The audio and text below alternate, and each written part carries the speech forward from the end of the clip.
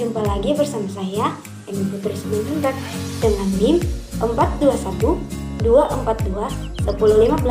Saya dari Fakultas Matematika dan Ilmu Pengetahuan Alam, tepatnya Prodi Pendidikan Fisika 2021. Pembahasan kali ini, kita akan membahas yang pertama yaitu fase perkembangan anak-anak dan remaja. 2. Konsep dasar pendidikan. Yang ketiga yaitu hubungan antara perkembangan dengan konsep dasar pendidikan.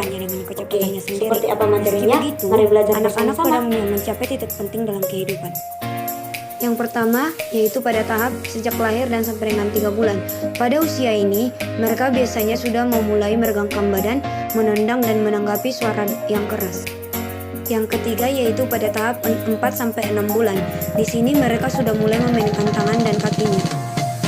Tahap selanjutnya itu pada tahap 7-12 bulan. Si anak biasanya sudah menguji kekuatannya dengan mencoba berjalan beberapa langkah.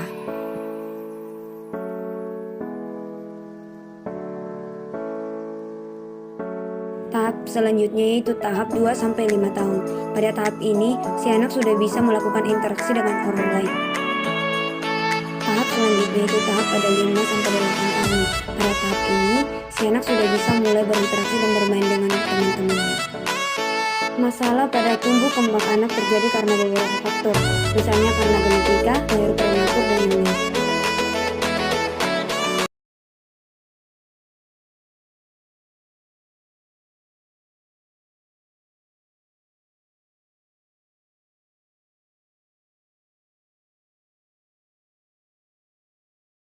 Pada hari ini, saya Agustina MC Psikolo, dosen Fakultas Psikologi Universitas Tarumanagara, akan menjelaskan tentang teori tahap perkembangan kognitif menurut Piaget.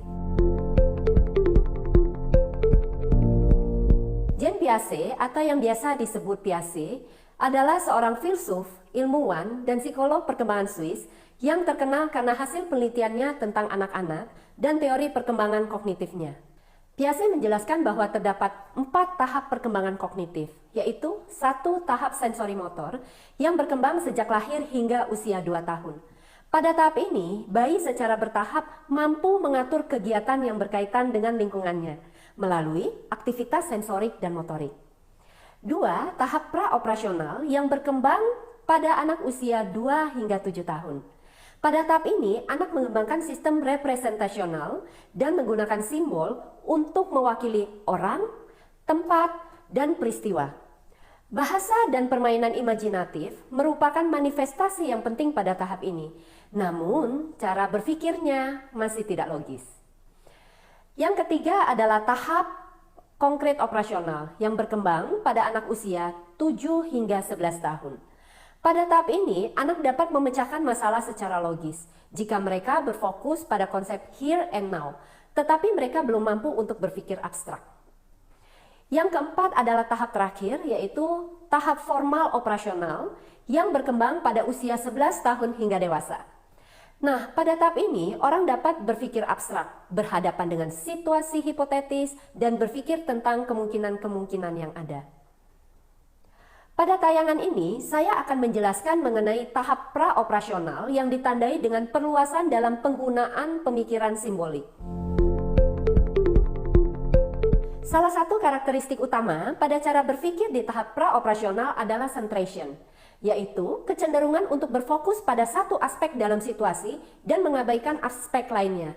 Salah satu contoh klasik centration ini adalah kegagalan dalam memahami konservasi, yaitu fakta bahwa 2 hal yang sama tetap demikian jika penampilannya diubah atau selama tidak ada yang ditambahkan atau diambil.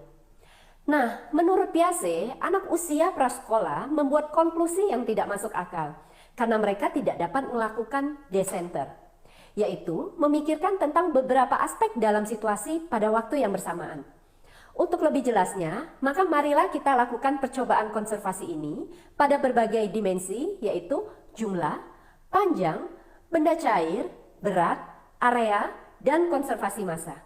Nah, pada percobaan ini saya akan dibantu oleh adik Cesa. Adik Cesa saat ini berusia 5 tahun, di mana dia berada pada tahap perkembangan praoperasional.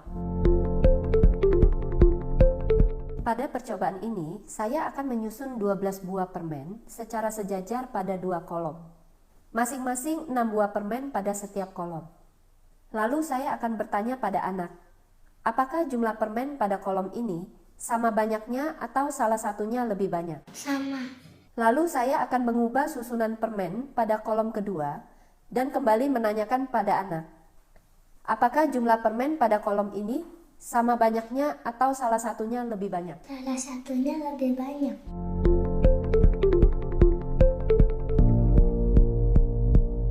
Pada percobaan ini, saya akan menunjukkan 2 batang kayu yang sama panjang pada anak. Lalu saya akan bertanya pada anak, apakah panjang kedua batang kayu ini sama atau salah satunya lebih panjang? Sama.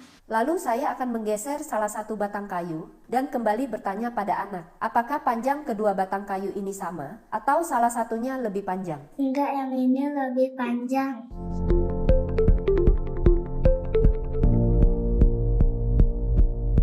Pada percobaan ini, saya akan mengisi air dengan jumlah yang sama banyak ke dalam 2 gelas yang berukuran sama. Lalu saya akan bertanya kepada anak, apakah air dalam kedua gelas ini sama atau salah satunya lebih banyak? Sama. Kemudian saya akan menuang air salah satu gelas ke dalam gelas yang lebih tinggi dan kecil. Setelah itu saya akan kembali bertanya kepada anak, apakah air dalam kedua gelas ini sama atau salah satunya lebih banyak? Yang ini. Berdasarkan percobaan yang telah dilakukan tadi, muncul pertanyaan, kenapa anak-anak tersebut membuat kesalahan?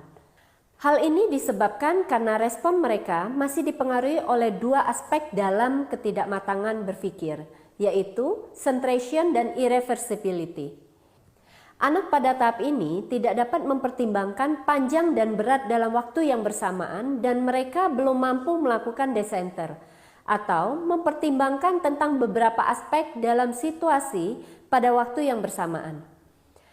Selain itu, anak-anak juga dibatasi oleh irreversibility, yaitu kegagalan untuk memahami bahwa suatu tindakan dapat berjalan dalam 2 arah atau lebih. Anak praoperasional umumnya berpikir seolah-olah mereka sedang menonton tayangan slide dengan serangkaian bingkai statis. Mereka berfokus pada kondisi yang berturutan dan tidak dapat mengenali transformasi kemampuan dari berpikir, satu kondisi ke 3. kondisi yang hubungan lain. dengan orang tua, 4. hubungan dengan teman sebaya. Karakteristik pertumbuhan dan perkembangan remaja: 1. dasar historis, 2. dasar sosiologis, 3. dasar ekonomis, 4. dasar politik dan administrasi, 5. dasar psikologis dan dasar filsafat.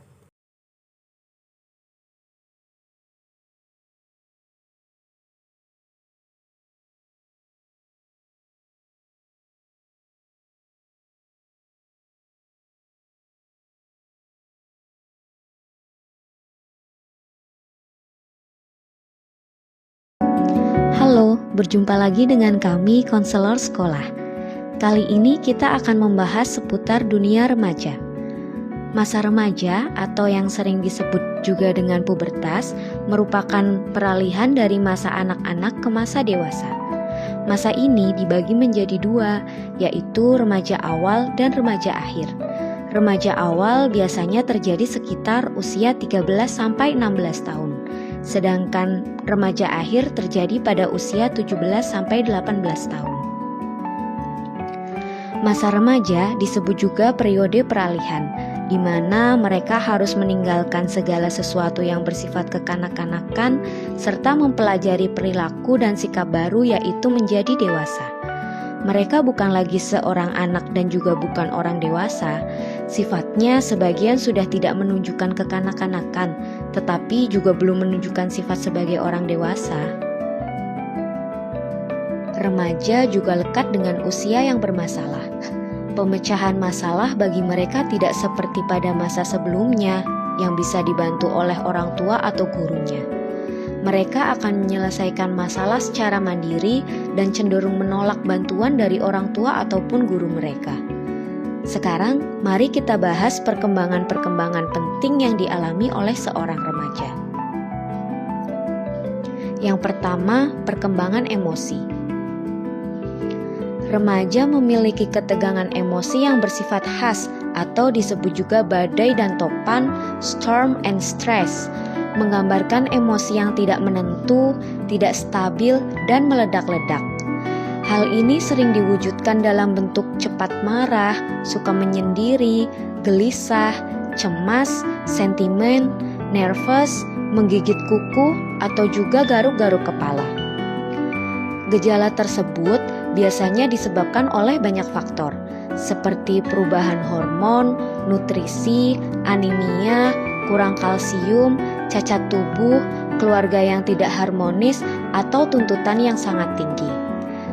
Bisa juga karena banyak hambatan di rumah, misalnya karena masalah keuangan keluarga. Remaja disebut juga masa yang tidak realistis, karena mereka cenderung memandang dirinya dan orang lain sebagaimana yang diinginkan, bukan memandang secara apa adanya. Apabila tidak tercapai, hal ini menyebabkan emosi meninggi dan mudah marah. Namun, seiring bertambahnya pengalaman, maka kemampuan berpikir menjadi semakin realistis.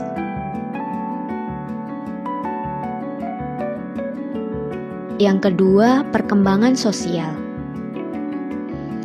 Remaja disebut juga periode mencari identitas. Mereka berusaha menunjukkan siapa diri mereka dan peranannya dalam kehidupan bermasyarakat.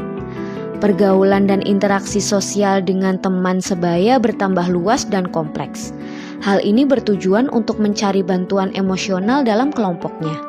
Karena keberhasilan dalam pergaulan akan menambah rasa percaya diri, sedangkan ditolak dalam kelompok merupakan hukuman yang paling berat. Sikap yang sering ditampilkan pada proses ini yaitu kompetisi atau persaingan, konformitas atau selalu ingin sama dengan kelompoknya, mencari perhatian, menentang otoritas sehingga mereka sering menentang aturan dan menentang campur tangan orang dewasa. Yang ketiga, perkembangan fisik. Remaja disebut juga periode perubahan, ditandai dengan perubahan fisik yang pesat, perubahan perilaku, sikap, emosi, dan minat. Pertumbuhan fisik yang cepat ini berpengaruh pada perkembangan psikososialnya, ditandai dengan mereka biasanya lebih dekat pada teman sebaya daripada dengan keluarganya. Remaja juga diharapkan dapat memenuhi tanggung jawab sebagai orang dewasa, namun karena mereka belum memiliki pengalaman, sehingga sering mengalami kegagalan. Kemudian akan menimbulkan masalah berupa frustasi atau konflik. Yang keempat, perkembangan kognisi. Remaja telah memiliki kemampuan introspeksi, yaitu berpikir kritis tentang dirinya serta berpikir logis terhadap hal-hal yang penting dalam mengambil keputusan. Ciri berpikir mereka biasanya idealis, egosentris, Konsep dan dasar pendidikan konformitas. adalah upaya yang dilakukan secara sadar dan terencana Nah, untuk itu mewujudkan tadi suasana keempat kegiatan perkembangan belajar mengajar penting yang dan terjadi proses pada masa pendidikan. remaja. Terima kasih sudah menonton. Hubungan perkembangan dengan konsep dasar pendidikan. Pendidikan sangat berhubungan dengan perkembangan anak usia dini, karena perkembangan otaknya sangat peka terhadap rangsangan pendidikan formal maupun pendidikan non-formal.